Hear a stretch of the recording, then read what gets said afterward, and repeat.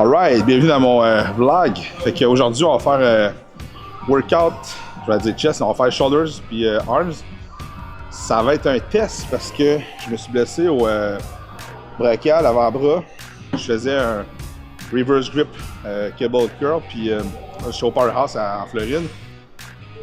Puis le dernier, je l'ai comme poussé, j'ai senti qu'il y a un petit quelque chose, que ça a tiré. Puis ça fait 2 semaines là-dessus que je suis revenu. Puis c'est encore vraiment inflammé, ça fait mal. Fait que je m'envoie mon physio lundi. Puis on va essayer de faire un workout.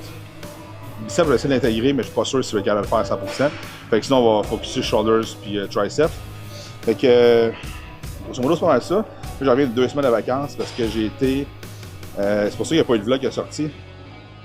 Ben, mars, avril, mai, c'est mes gros mois. Puis avril, mai, j'ai été dans le juice pas mal. Juin, ça a été le Toronto Pro Qualifier. Fait que j'ai fini ça, j'avais 4 athlètes qui étaient là, j'en avais 8 à fit là. Fait que j'ai eu beaucoup de travail, beaucoup de stress, peu de sommeil. Puis c'est ça. Fait qu'on a fait des workouts en fonction de ça, je l'ai ajusté en fonction d'eux. J'ai eu mes 2 semaines de vacances, je suis parti en Floride, on est allé à Hollywood. On va toujours s'entraîner au Redcon One Gym, on est allé s'entraîner au Powerhouse, comme j'ai dit, que c'était un nouveau gym, c'était très nice. Je suis allé au Iron University, puis très nice. C'était le gym au coach à le rallye de Chapados. Puis au début, ma blonde me disait on va aller s'entraîner là-bas parce que c'était 2 minutes, 3 minutes du qu'on était. Puis je dis ok, on va y aller, pour lui faire plaisir. Finalement, je suis arrivé là-bas, j'étais vraiment surpris. Des Avengers, du Prime Fitness, il y avait vraiment du Cybex, il y a des vieilles machines vraiment refurbished qui étaient sur la coche. Fait que grosso modo, ça a été un stick de beau voyage pour les bodybuilding. Puis je me suis reposé. Fait que là, je suis revenu, les charges avaient remonté, tout allait super bien. Mais là, petite blessure qui est là, il faut le faire traiter ça. Fait que pour ceux qui me le demandaient, oui, 2 doses, ça va toujours être un petit crush sur cette catégorie-là. Mais là, j'étais à 2,60 TD, 2,65, 2,60. Avec le stress manque de sommeil que j'ai eu, ça descendait à 2,60, mais j'étais toujours pas mal dans ces eaux-là. Fait que le 2 doses va être difficile à aller chercher pour la prochaine compétition. Fait que ce que je fais en ce moment, c'est que je m'entraîne, je pousse, je vais au maximum que je peux aller, je mets pas de restrictions comme que je me suis mis les autres années parce que je peux pas prendre trop de poids. Fait que là, je mets pas de restrictions. On pousse comme qu'on peut, au maximum. Puis l'année prochaine, on va voir si le poids se maintient bien comme ça, la santé est là. Ben, ça se peut très bien que je fasse une entrée dans l'open, si tout va bien. On verra, je mets pas de pression. Puis sinon, ben, si je vois qu'il y a quelque chose qui fonctionne plus ou moins bien, ben, ça va être un retour dans les 2,12, mais j'essaie de mettre ça de côté parce qu'à 2,60, la condition que j'ai là, ça me tente pas de perdre du muscle comme que j'en ai perdu à Prague. La shape est pas son meilleur. Fait que ce que je veux viser vraiment cette année, ben, 2027, c'est pas d'arriver pour un poids, c'est d'arriver juste au meilleur de ma shape. C'est ça que je veux viser. Que ça soit open, que ça soit 2,12, on va faire la diète en fonction de la prep pour que j'arrive au meilleur de ma shape. Puis en dernier, on décidera. Vu que j'ai été déçu de ma shape de Prague, ben à ce moment-là, je vise une shape. Puis je pense que c'est ça qu'il faut faire aussi à un moment donné. Si on vise un poids, ben on perd l'essence même du bodybuilding qui est toujours de progresser derrière ton meilleur. Fait que c'est ça qui est dans le planning pour 2027. Puis là, on va aller faire un gros workout. Let's do this shit.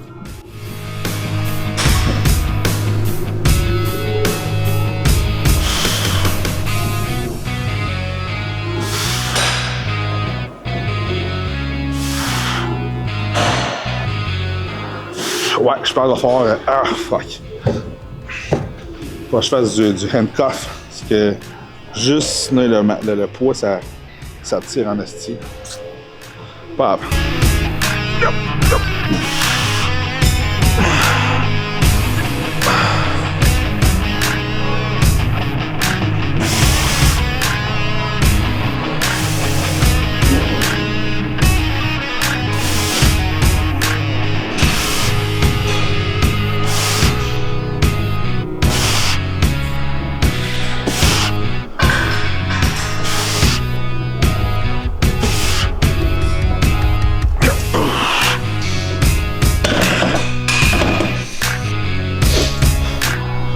More weight. Yep.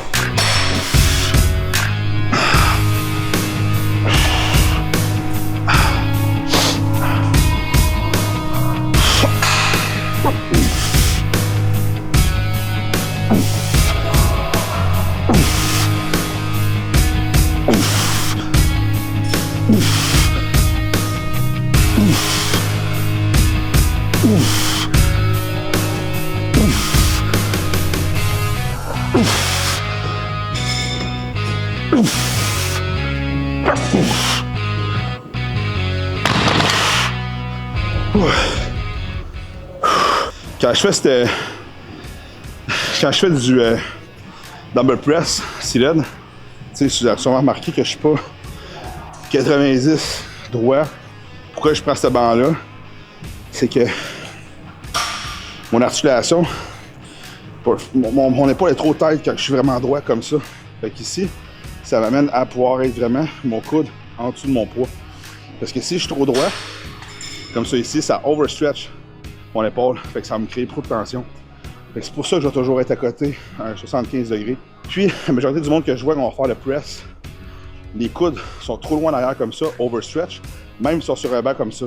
Puis, ce que j'ai vu dernièrement, j'ai corrigé un jeune qui était au gym ici, qui était beaucoup trop l'inverse. Là, je mets mon poids, je mets mon coude, c'est-à-dire légèrement aligné ici, mais il était trop rapproché comme ça.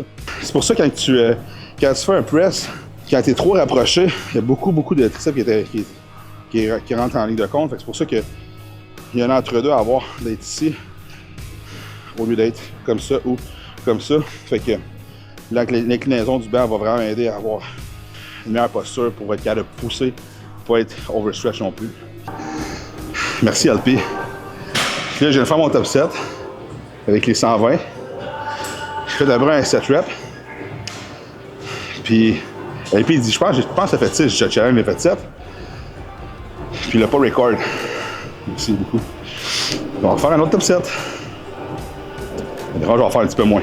Tu sais, je tâche pas mathématicien, là, mais disons que les changes en phase plus sont plus probables. Je vais y compter cette fois-là.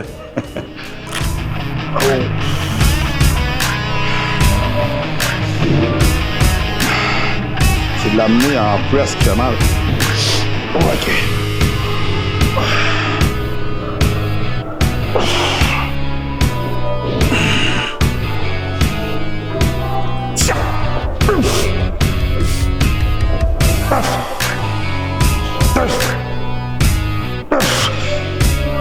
Attention là.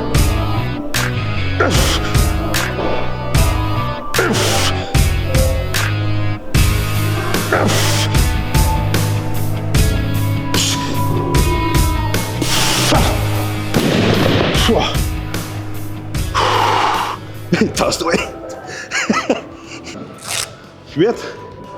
Ça, hein? 7,5 là. 7,5. Ouais, c'est ça que je veux dire. Je suis habitué.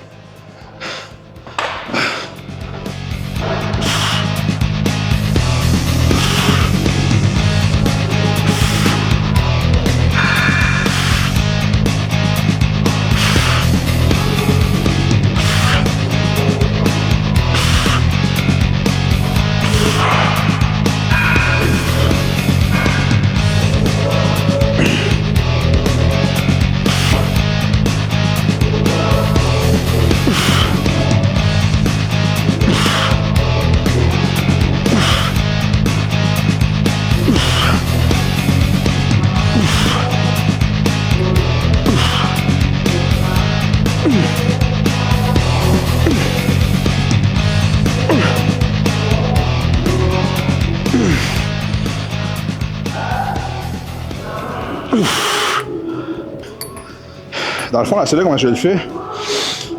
Ben, first, j'avais mal à cause de l'appréhension que j'avais à faire pour donner le dumbbell. Fait que j'ai mis la poulie basse pour que le maximum de tension soit en haut. Puis quand je le fais, je me prends toujours 3 points d'appui. Fait que je tape ici, puis j'incline mon corps vers l'avant. Mon intention, dans le fond, tout est toujours dans l'intention. Si je veux monter vers le haut, c'est mon trap qui va embarquer. Parce que je m'en vais vers le haut. Si mon intention, c'est de m'en aller porter mon poids vers l'extérieur, là, c'est différent. Je m'en irai pas vers la contraction de mon traps en partant. Fait que le but, c'est de garder les épaules basses puis de pousser vers l'extérieur. Là, je suis vraiment dans l'axe. Ce que je veux chercher, c'est la contraction aussi. Et c'est pas d'aller chercher la contraction de mon trapèze. Fait que quand je comprends que faut que je garde les épaules basses, puis c'est juste ici que ça se joue, là, j'ai un meilleur ressenti. Fait que c'est pour ça que je vais m'incliner vers l'avant, puis je vais dans l'axe en poussant par là-bas. Je reste pas à égalité ici. Si je reste égalité droit, puis que je pousse mon bras droit, c'est ça qui contracte. Si je m'en vais vers l'avant, j'ai l'abaissement scapulaire, fait que ça décontracte mon trap. Puis là, je reste plus aligné avec mon épaule. Fait que quand on fait un tailor raise, surtout là, je le fais au câble, ben à ce moment-là, c'est de même qu'on va le faire. Je le fais comme ça, mais quand je commence à pousser par le plus, il y a des chances que je me mette un pied en avant, un pied en arrière pour être plus stable. Là, je m'incline vers l'avant.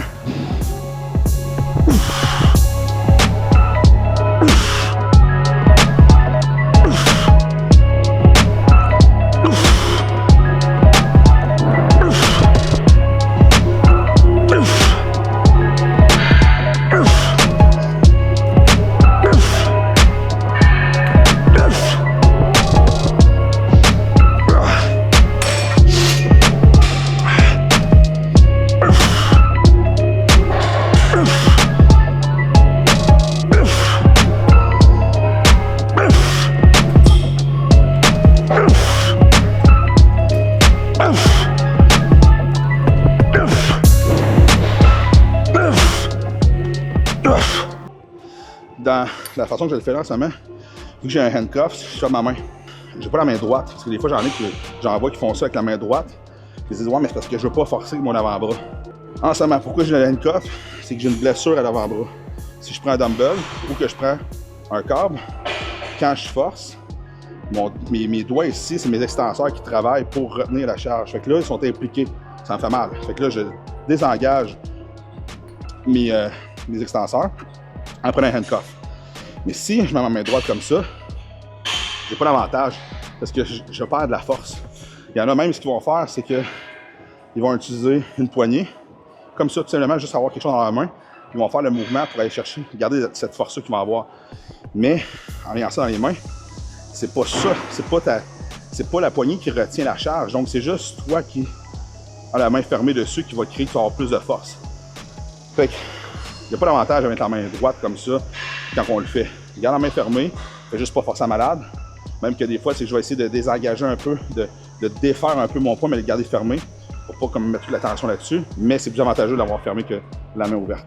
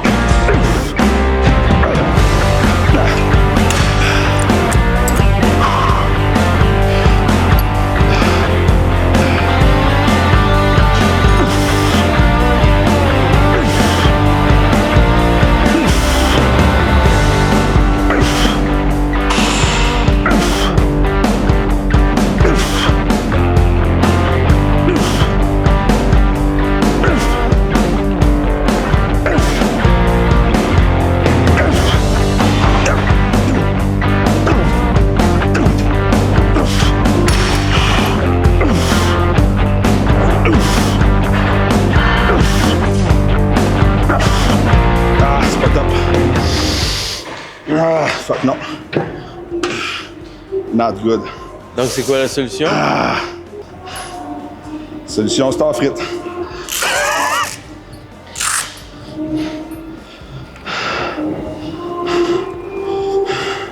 C'est pas compliqué, c'est mon avant-bras le problème, il faut qu'on le désengage. C'est bon pour tous ceux qui ont des douleurs en ce moment. Tendinite. Ouais, je peux plus entraîner. J'ai une douleur. D'autres alternatives. Ou quand j'ai quelqu'un qui me dit ouais, là, j'ai une grosse blessure à l'épaule, il va falloir que j'arrête de m'entraîner. Chris, t'as pas de jambes, man?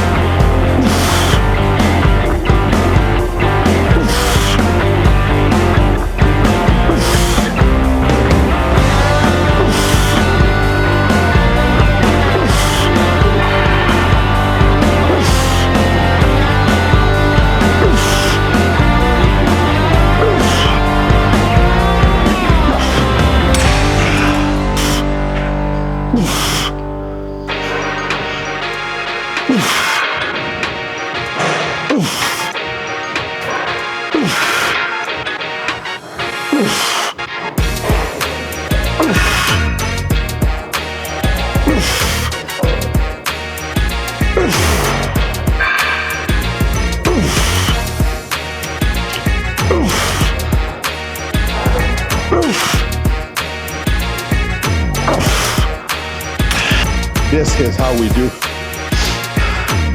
Juste des solutions.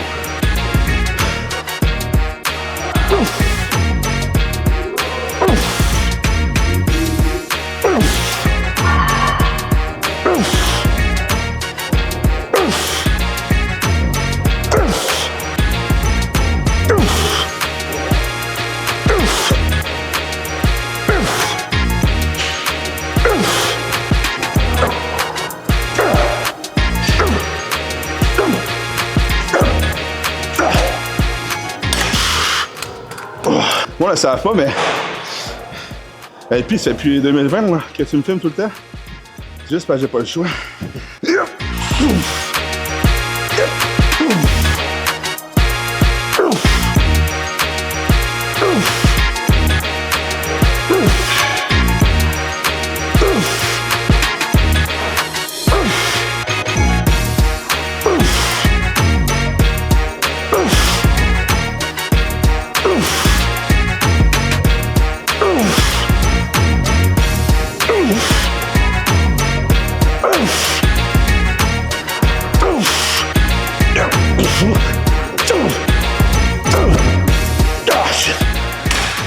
J'y aise, mais pourquoi que j'ai tout le temps le même gars qui s'occupe de moi pour mes vidéos, pour mes photos? First, parce que il est débile sur le contenu, sur ce qu'il délivre. Ce qui est super important pour moi, c'est que je ferais pas du bon contenu si j'avais pas une bonne interaction avec la personne qui est derrière la caméra. Parce que c'est pas juste une personne qui tient une caméra. Parce que quand je suis en train de m'entraîner, j'ai une discussion, je donne des tips. C'est une relation que j'ai avec pas juste ce qui est dans la caméra, mais avec la personne derrière la caméra. C'est ça qui me permet de faire du bon contenu, parce que j'ai du fun à m'entraîner.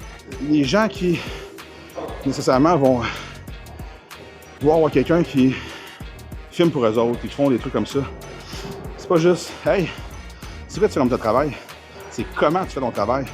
C'est comme le coaching. Il y a plein d'excellents coachs partout dans le monde.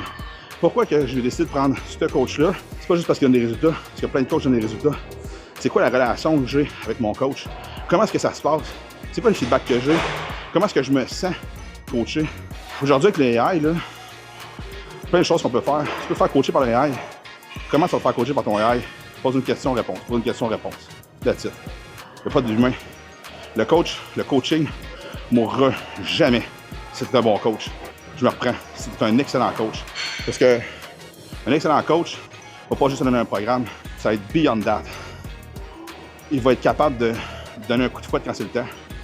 Il va être capable de donner une tape dans le dos quand c'est le temps. Il va être capable de te pousser au-delà de tes limites. Ton AI, il te dira jamais que « Hey, ce que tu viens de faire là, c'est de la merde. Ça, c'est fucking bon. Taper down là-dessus. Fais ci, fais ça. » Il n'est pas à le voir derrière ça. Le coaching, c'est ça. À vrai dire, n'importe quoi que tu vas faire, que c'est un travail de service, tu n'achètes pas seulement le délivrable, le produit, tu achètes l'expérience qui vient avec. Puis, dans ce que je dis là, dans le coaching, dans la vidéo, dans la photo, le résultat d'une grosse partie de la relation que tu vas avoir avec la personne, comme dans le coaching. Fait que tu cherches un coach, tu cherches un photographe, tu cherches un gars de vidéo, tu cherches peu importe c'est quoi. Pense pas juste à ce que je vois comme résultat. Qu'est-ce qui t'amène à ce résultat-là? C'est ça le plus important. Think about that.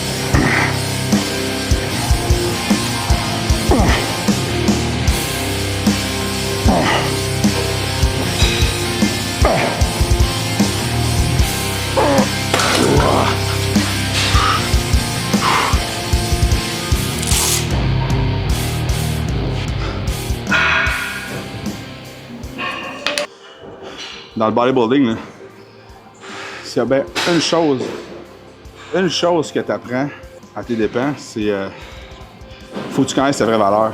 Parce que c'est un sport de jugement. Tout le temps, tu te fais juger. T'es off-season, que t'es en prep, pre-prep, name it, qu'est-ce que tu fais, peu importe. Le sport, il est visible dans le temps. Puis hier, j'avais une discussion avec un autre gars qui est coach aussi. Il est dans une passe difficile parce qu'il est blessé, ça. Puis c'est dur parce que ta shape en dépend de ça. Puis après ça, on le juge. Ah, il est plus ça que ça, il est plus ci, il est pas ça. Mais je pensais qu'il était ça. Il est dans son TRT, dans un concours. Je rate à moi. Je suis dans un pas chaud TRT. Je suis dans un concours. Tout le monde sont à leur jour du concours. Puis là, ça veut poser avec moi. Comme, hey, je veux poser avec toi. Elle est comme big. Je suis off de tout, dans ton pic. C'est sûr que je poserai pas avec toi. Tu sais, dans le fond, c'est pourquoi? C'est-tu pour. Puis je vise pas personne en disant ça parce que c'est arrivé, puis c'est pas tout le monde qui a ces intentions-là, sauf que je sais que ça joue dans ma tête à moi à ce moment-là. Je suis comme, hey, je ne me mettrai pas à poser à côté de toi, je vais comme me décrire, je suis pas si bon que ça ou quoi que ce soit. Fait que faut que tu connaisses tes valeurs. Puis le monde ici, il aime ça faire comme, hey, j'ai été posé à côté de Flex Lewis, puis je lookais plus gros. Ah oui, mais big! Tu peux pas te comparer. Il est même pas sur le stage. Ça, t'es guéri pour aller. Tu t'es mis sa grosse diète pour aller à Olympia, puis pour faire une photo à côté de lui, ou tu sais, peu importe, c'est tout le temps. On se fait gros juger sur le look que t'as, là, au présent. Puis j'avais une discussion avec ma blonde il y a pas si longtemps, parce que je faisais gros de la rétention d'eau. On s'entend, je disais, je vais faire de la rétention d'eau. Je disais que je lookais comme de la marde, puis ça me faisait chier, puis comme je voulais pas me mettre en short, tu sais, ça va jusque-là. Là. Comme, je me mettrais pas en short, tu sais. Puis elle me dit, ouais, bébé, elle dit, on sent Chris. Le plus important, c'est le jour que tu es sur le stage. Puis c'est bon qu'elle me dise ça, parce que c'est ce que je dis tout le temps, je le répète. Mais des fois, on vient dans ce pattern-là, on est un athlète, puis même, on n'est pas à l'abri de ça. T'es comme, mais tu sais, je me sens pas à mon top. Mais tu peux pas être à ton top tout le temps. L'important, c'est qu'est-ce que tu as l'air sur le stage. Fait qu'au gym, que tu looks comme ça, qu'il y en a un qui est plus gros, que ça plus fort, que ça plus si, big, tu t'entraînes pas pour ça. Tu t'entraînes pour être au jour J à ton top. Fait que les gars qui sont en prep, les gars qui sont dans un concours, puis qui veulent prendre des photos avec toi, si tu connais ta vraie valeur, tu t'en fous.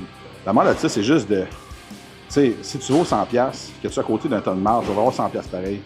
Puis si tu vaux 100$, tu es à côté de 1000$, ben tu vaux 100$ pareil. Faut pas que tu te dénigres parce que tu es à côté de quelqu'un aujourd'hui qui est plus en shape que toi ou qu'aujourd'hui tu es moins à ton top. Puis tu vaux 100$ pareil. Fait que connais ta vraie valeur. Tu vas toujours être, entre parenthèses, heureux. Tu vas toujours être réaliste aussi. Fait que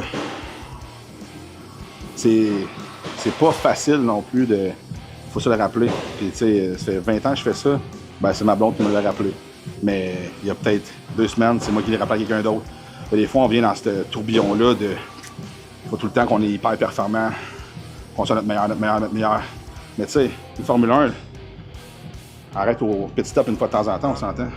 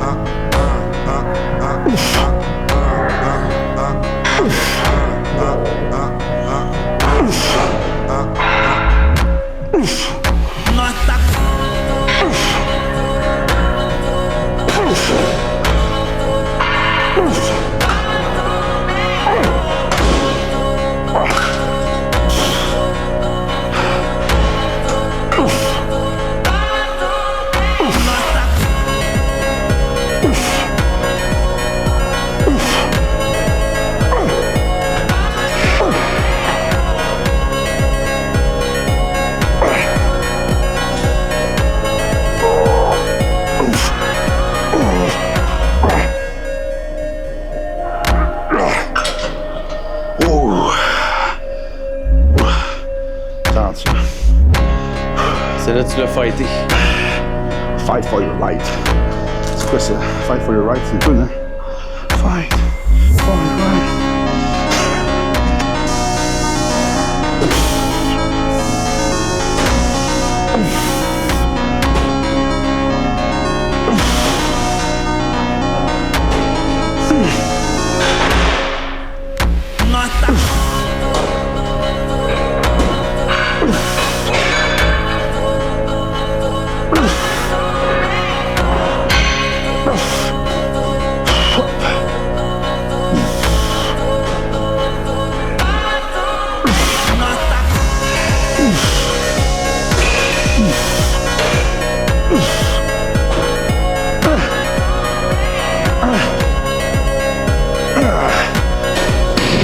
boy.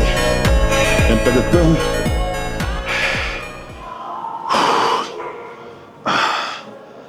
Alright. Fait que, pourquoi j'ai fait assis en premier? C'est que j'ai plus de douleur en étirement. Fait que je suis venu chercher la partie que j'ai quand moins mal. Puis après ça, je sais que la partie basse, il n'y a pas beaucoup de tension là. Fait que c'est plus facile pour moi. Je me suis concentré vraiment sur la partie que ça travaille le plus. Fait que, faites 10-10.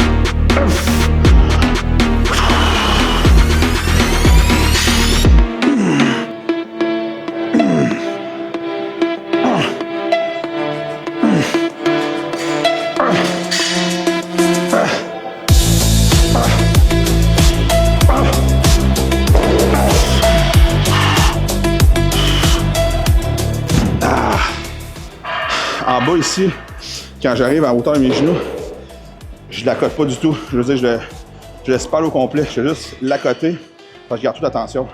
Juste comme un stopper dans le fond, c'est pour me gager.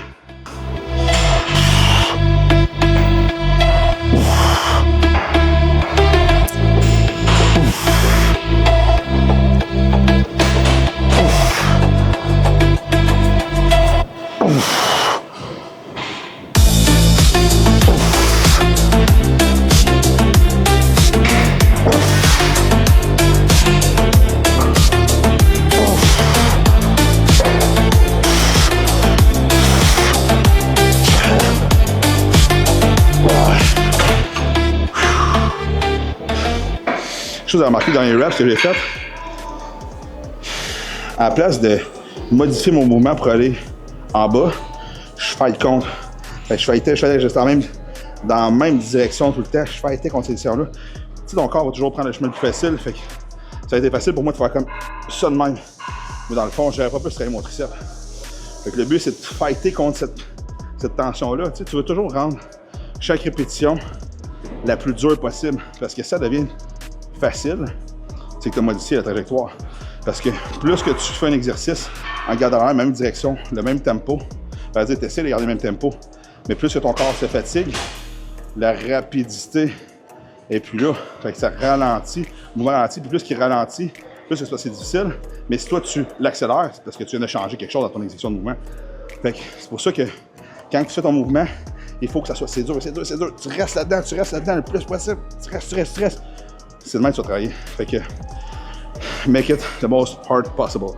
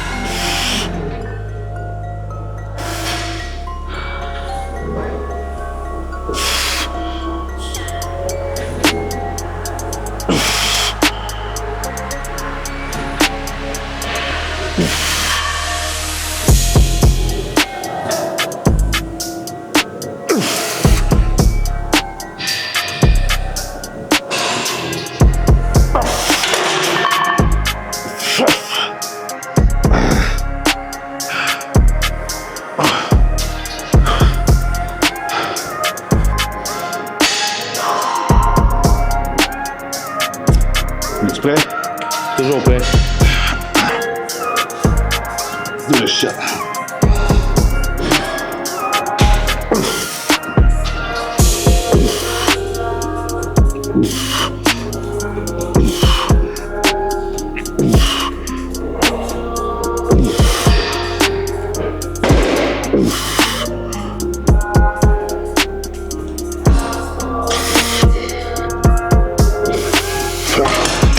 Wow.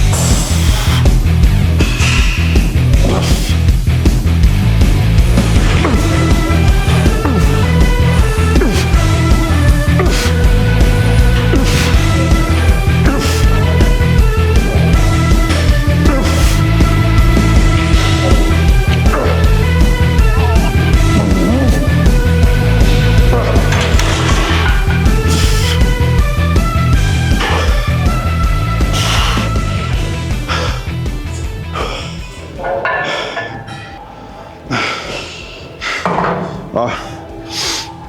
Ici, j'ai fait le close grip. Puis, il y a deux façons.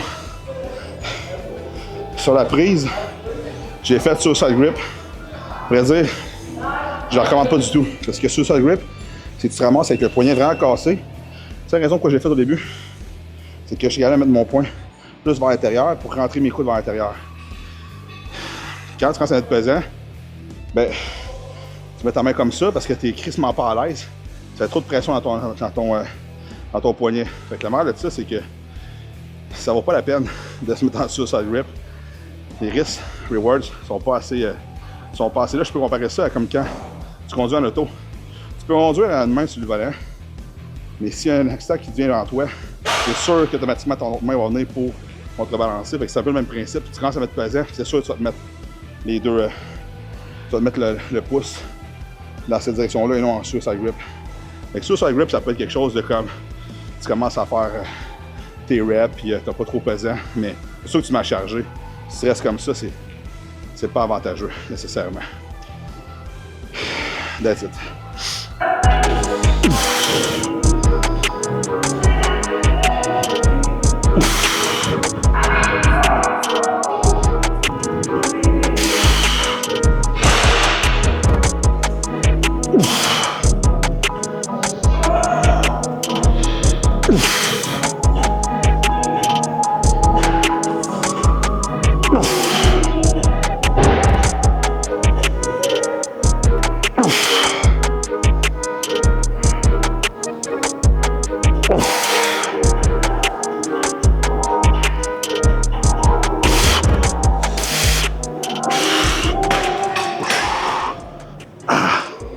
Alright, fait que si je le fais à côté parce que je peux me le permettre si j'ai pas le corps qui passe, j'ai une meilleure stabilité.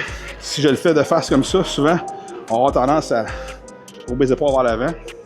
Ça me permet ici, quand je suis à côté, j'ai une meilleure stabilité. Fait que je press, puis j'ouvre mon chest. Fait que c'est comme si je faisais un press à Smith ou peu importe. Là. Je fais un tricep press. Fait que dos, étant donné que j'ai pas de corps, vraiment game changer sur ton tricep pushdown. Là, il faut faire du bicep.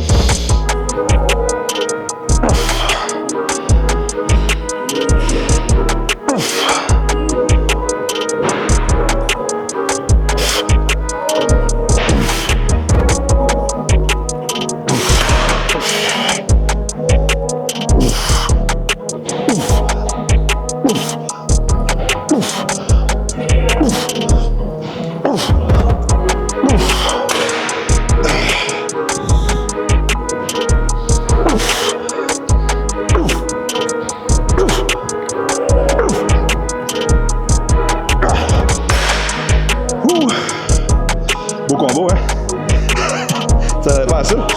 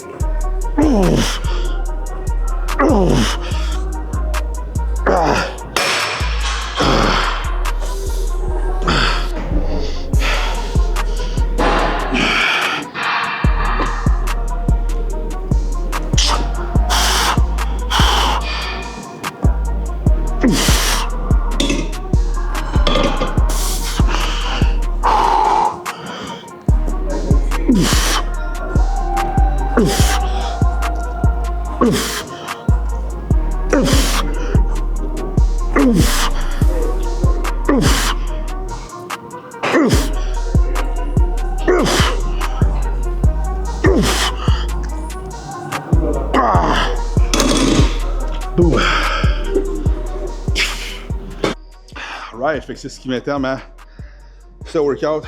Je vais m'accoter. C'est facile de même. Rendu une vieille personne. 38, bientôt 39. Fait que j'espère que vous avez apprécié. Je vais faire mon vrai YouTuber. Likez, partagez si vous avez aimé, c'est pas vrai. Non, mais ben oui. Mais grosso modo, si vous avez des suggestions, des trucs que vous voulez que je fasse, autres que workout, c'est mon expertise vraiment ici d'expliquer pourquoi je fais tel exercice, qu'est-ce que je fais, dans mon day-to-day, pourquoi je choisis tel exercice versus un autre. Des idées de quelque chose que vous aimeriez que je fasse. Tell me, on va regarder ça. Je sais que j'ai du monde qui m'ont parlé de faire des a day in the life. Ou des journées de meal. On dirait que je trouve ça boring pour vous autres, mais si c'est quelque chose que vous voulez faire, je le ferai. Fait que c'est pas ça qui s'en vient, que j'ai dit en entrée de jeu au départ, fait que ça va être 2027, prochain concours. Fait que ce qui s'en vient dans les prochains mois, nord-américain pour ma blonde, on s'en va à Pittsburgh, fait que j'ai bien hâte de voir ça. Pittsburgh s'en vient, puis plus hâte à Olympia. Mes billets sont déjà pris. Ça fait 2 ans que je suis pas été. D'habitude, je suis là chaque année, puis là, j'ai pas été. Fait que retour en plus au Orleans. J'ai vraiment hâte de voir que ça va avoir cette année. C'est un beau Olympia. Fait que, continuez à suivre. Stay tuned, parce que les vlogs, comme j'ai dit, c'est pas fini. Ciao.